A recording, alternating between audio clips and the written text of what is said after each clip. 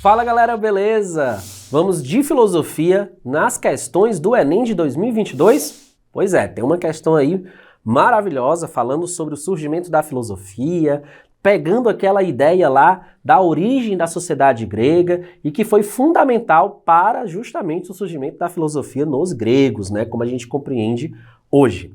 Vamos de questão? Preste atenção na leitura do texto. Advento da polis, nascimento da filosofia. Entre as duas ordens de fenômenos, os vínculos são demasiado estreitos para que o pensamento racional não apareça em suas origens solidário das estruturas sociais e mentais próprias da cidade grega.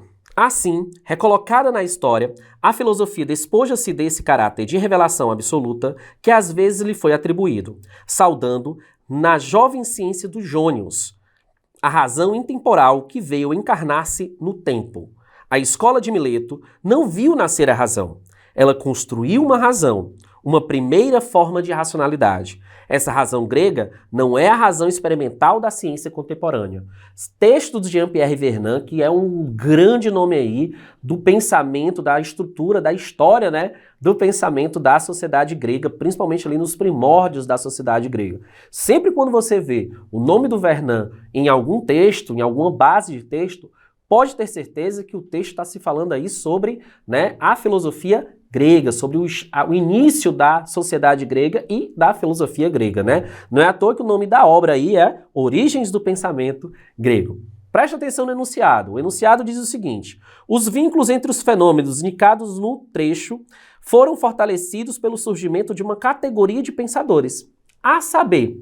Então, assim, o texto está falando ali sobre Mileto, o texto está falando sobre os jônios, né? Uma forma de racionalidade, e essa forma de racionalidade é justamente o processo filosófico, né? A estrutura do pensamento filosófico. Temos que lembrar que os primeiros grandes filósofos surgem na filosofia de Mileto, na cidade de Mileto, que é justamente Tales, Anaxímenes, Anaximandro, né? E essa galera vai pensar uma questão cosmológica, cosmogônica, vai trazer as primeiras discussões sobre o ser, que a gente vai chamar de ontologia, e com o processo filosófico de se desenvolvendo, vai começar discursos sobre a questão antropológica, principalmente respaldado pelo pensamento dos sofistas e pelo pensamento de Sócrates. E é óbvio, gente, se nós estamos falando de questões antropológicas, nós vamos começar a debater sobre as questões políticas. Não entenda aqui política como uma questão partidária. Nós estamos falando de política como uma convivência com os outros indivíduos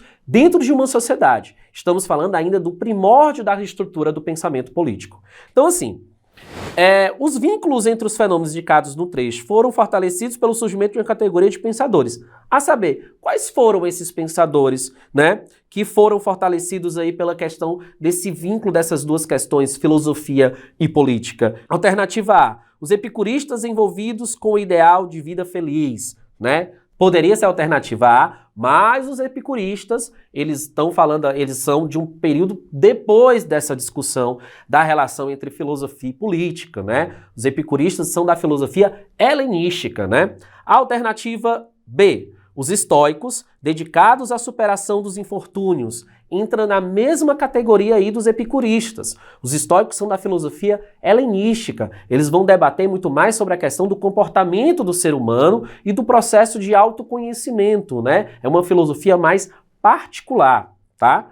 A alternativa C, os sofistas, comprometidos com o ensino da retórica. Muito bem, galera. É justamente a alternativa C que traz a ideia aí dos sofistas. Os sofistas que são aqueles, né, que vão entrar na história da filosofia como falsos sábios, mas que têm uma certa relevância na cultura e na formação da filosofia grega.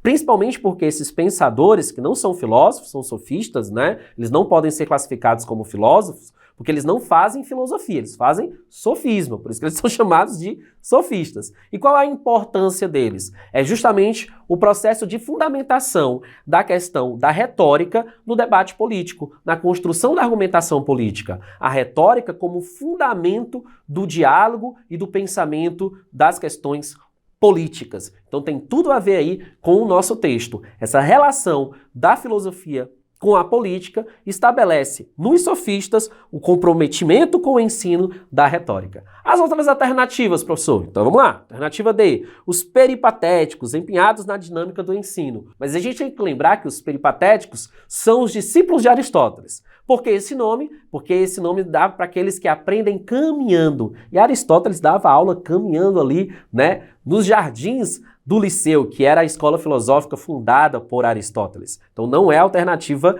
D. A alternativa é os poetas rapsodos, responsáveis pela narrativa do mito.